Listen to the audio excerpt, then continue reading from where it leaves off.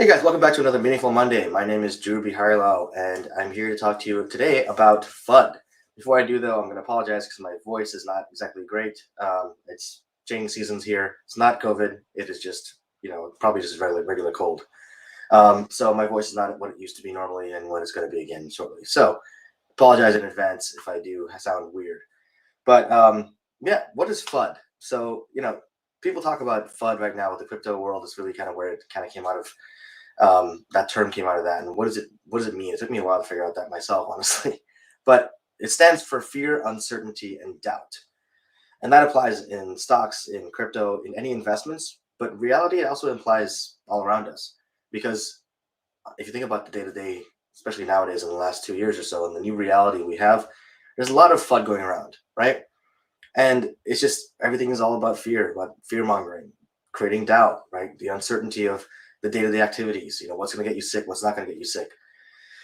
The problem with that is that it tends to let people it tends to rule people's lives, right? People allow it to rule their lives. And we are all guilty of that at different times.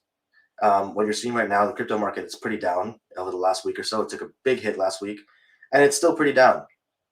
And everyone's kind of freaking out. They're selling stuff that they probably don't need to be selling, but they're panicking. And that's what FUD leads to. It leads to panic. And then that panic leads to panic reactions. And anytime you're acting out of panic, you're reacting to a panic situation or panic emotions, you're going to make wrong choices. You're going to make choices that you're probably going to regret. And that's not a good thing to do. That's why it's very, very important to kind of hit reset whenever you feel that FUD coming along. You hit reset. Don't let it control you. Now, there's a difference between being discerning and being full of fear, uncertainty, doubt, and letting all that stuff rule you. Now, discerning is saying, okay, you know what? I'm seeing these signs. It's probably going to be risky to continue down this course of action, and I'm going to make an informed, educated guess or an educated decision to pull things out of here before I lose everything. That's different, right? That's a controlled, calmer response versus saying, oh my God, we're going to lose everything. There's been a drop in the market. It's dropped like half a point. I'm going to pull everything out before I lose everything, right? Those are two different responses. Now, the FUD response is whenever there's any kind of a dip, you're going to see this happening. There's panic selling happening. Like, oh my God, we have to pull everything out before it becomes what they call a rug pull. And rug pulls are basically fraud in the crypto world, essentially, right? Where someone advertises a coin or an NFT or something to be this really good investment, and then as soon as they get whatever amount they want to get, whatever amount of money they want to get into that investment, they pull everything out. Essentially, it's like a Ponzi scheme, and they pull everything out and they run away with the money. That's not the case with every single situation that causes FUD, right? A lot of times FUD is just a dip in the market, and that triggers a FUD in people, and they're like freaking out. They start selling stuff. They start like getting rid of all their investments because they're like, oh, I don't want to lose money. The reality is when you're in any kind of investment, first of all, what I say before every crypto video I do, which is don't invest any more than you're willing to lose. And that's the case with any investment, not just crypto investing. Yes, there's a lot of uncertainty in the crypto market because it's very, very new. But in any investment, stocks, real estate for what it matters, bonds, obviously there's very, very little risk there, but there's still some risk, right?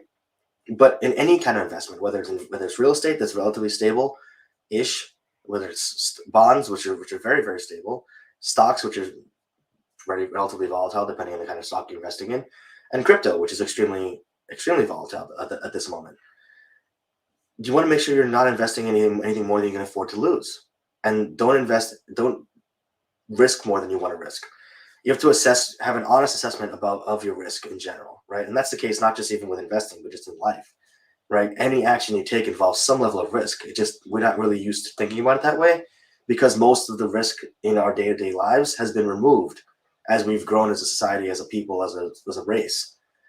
Over the last, couple millennia or so, most of the risk involved in our day-to-day lives has been reduced, right? But driving still involves a risk, right? Whether that's risk of hitting a flat tire and your car flipping over randomly, or some idiot crashing into you who doesn't know how to drive, something like that. Those are all risks that exist. Now, they're a lot lower than they used to be-ish, because the idiots are still out there, and there's still a lot of people who have no idea how to drive. Different conversation. But risks have been lowered to the point where we don't have to worry about them actively all the time. right? There's always risk involved in what we do. Crossing the street, right? Taking a sip of water at a restaurant. Going out nowadays involves in our minds a lot of risk, right? And it does in certain situations, but there's actions we can take to limit those risks.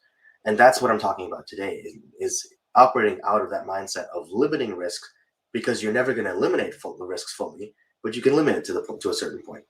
Now, first of all, if you're going to react with extreme FUD every time there's a dip in the market, you probably shouldn't be investing in the market.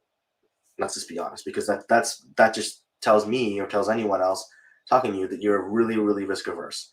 And with this kind of a market where crypto, especially right now, like I said, is relatively volatile because it's a very new market. People don't know where things are going with it right now. They don't know what the future holds of it. There's a lot of speculation about the future on both sides, good and bad. So there's not really a clear outlook on where things are going to go. But there's speculation. And so depending on what speculation you believe or which side of things your beliefs fall on, you may feel like you're more willing to risk stuff or less willing to risk. But either way, you got to assess that for yourself and say, how much do I really want to risk here? And if it's only like $100, then by all means just invest $100. But if it's like $1 million you want to invest that you have laying around somehow by some miracle, then go ahead and do that. But don't invest any amount that you don't think, if it was gone tomorrow, you would be super, super upset about. Because if you're really, really that upset about it, then that means that's above your tolerance. So that's the first thing I would say is assess your actual risk tolerance, right? And then act accordingly. Invest only that much that you're willing to lose. The second thing I would say is even whether it's investment or not, and again, that investment thing goes out to time and money as well on a day-to-day basis, right? If you're not willing to lose that time to go meet someone, a potential business contact, and then you spend an hour and it doesn't turn out the way you want it to turn out, and then you're super upset about that, then that was time you probably shouldn't have been investing with that person, because you're sitting there being that upset about that time invested just because it didn't work out for you. It's not always going to work out. Even in relatively safe investments, it's not always going to work out. So be aware of that. But number two is whenever you do have those kind of things, those dips in the market, and whether that's the crypto market, the stock market, or the day-to-day market, or energy market, so to speak, don't just panic sell right away and be like, just abandon ship, because that's what inexperienced investors do, and that's how you solidify your losses. Now, in any kind of investment, when you're in the market, things are still moving. Your investment's still very fluid. You look at the history of the market, any stock, any crypto investment, anything really, any investment. There's always dips in the market. The market's like a sine wave; it goes up and down. And there's going to be times when the market's low, and that's when people say buy the dip, so to speak, where if you have the money to invest in it, invest more, and that way you're dollar cost averaging. And if you don't know what that means, basically dollar cost averaging means if you buy something at a certain value here, let's say you buy 10 units of something, some stock X right here at this level, right? And it's, let's say, $1 a share. So you have $10 worth invested in the market. Now let's say it dips to $8 a share. So now your total value, instead of $10, is now $8. You've lost $2 technically, right? But let's say now you buy another $10 worth of that stock at $8. Now you spent $20, but you're now at $18 a share instead of $10 a share. Oh, sorry, $9 a share instead of $10 a share, right? Because your total investment total number of value has gone from $8 to $18 with $20 invested. Now, I know that's kind of weird to talk about and verbalize when you can't see it in front of you, but we can do another conversation about that another time with this financial person. I'm not a financial planner, obviously. This is not financial advice. None of this is. It's more about mindset, right?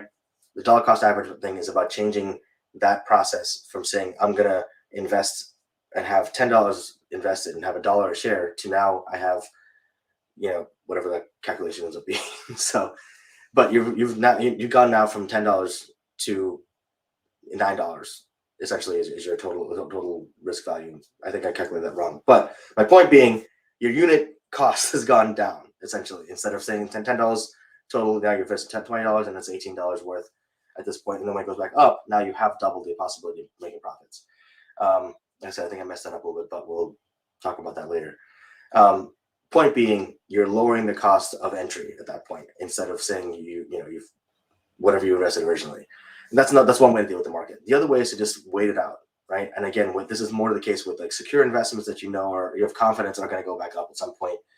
If you're pretty confident that's not going to go back up, then by all means, feel free to liquidate and take your money out and save whatever you can save. But typically the market goes up and down, and you can't just react every single time the market goes down and sell, because at that point you're going to be solidifying your losses all the way across the board. Every time the market goes down, you're going to sell. You're going to lose money every time the market goes down. And long term, that's not a good investment prospect. Now, that idea of panic selling is, again, the result of fear, uncertainty, and doubt, and not calculation, right? That's the difference. And that's what I would say would be number 3, is calculation or discernment is really the difference, a different approach than fear, uncertainty, and doubt. Fear, uncertainty, and doubt is not thinking about it and just saying, I'm going to sell right away because I'm afraid, again, fear, that everything's going to go down, going to keep going down, I'm going to lose everything. Calculation is saying, okay, based on how the market's been going so far, based on how whatever is happening in the market, where I see it going, where it's been going so far, what I've invested, I think, not just based on this one dip, but based on the patterns I've seen so far, I think my educated guess is telling me that this is going to continue to go down. So I'm going to pull everything out now before it continues to go down. That's the difference, is that I think, not I'm afraid and I feel fear, right? It's you're thinking, you're calculating, you're saying, okay, based on patterns I'm seeing, this is what I'm going to do. This is an educated guess, educated action that I'm taking, right? That you're actively doing this. You're making this choice for yourself. That's not based on fear. It's just based on conserving and discernment. Fear doesn't involve any kind of thought process other than panic. I need to get the heck out of here. I need to pull this out right now. Thoughts are going to be what control the other side of things. Logic, reasoning. That's the difference. And when you're in reason, when you're in logic, when you're thinking about things that way, you're not going to let those emotions take control of you and screw up what you're talking about. So I said that all that to say this: fear and uncertainty and doubt are going to be in every aspect of our lives all the time, right? If we let them, there's always going to be reasons to be afraid. There's always going to be reasons to worry. This entire 2 years, like I said, it's still going on now, right? With the Omicron variant and God knows whatever else is coming down the pipeline with that. You could either bottle yourself up in your house and never leave and just coat everything in plastic and wear 15 masks and, get every possible vaccine in the world and then not go anywhere to minimize your risk, which is the only way to really fully minimize your risk. Or you take informed action. You can say, I'm going to get the vaccines, I'm going to wear a mask, I'm going to be responsible, and I'm going to keep doing what I need to do with my life and continue to live my life the way it is. Be as cautious as I can, take precautions, but still continue doing my things. That's more the logical approach, right? Versus just staying bottled up in your house. Or on the other side of things, just saying, screw it, I don't care, I don't believe in vaccines, I don't believe in masks, I don't believe in anything, I don't believe I'm going to get sick, so I'm just going to go out and do whatever I want to do. That's the other side of things. Now, you can take any one of those actions you want to take, but there are consequences to all 3, right? All the different ways of going. And that's going to be great because my mom just came with them. So thanks a lot, guys. All right, I will talk to you guys later. Thanks a lot. Hope you enjoyed the video today. If you like the video, please hit subscribe, hit the like button, and hope to see you guys again soon. Thanks a lot. Take care.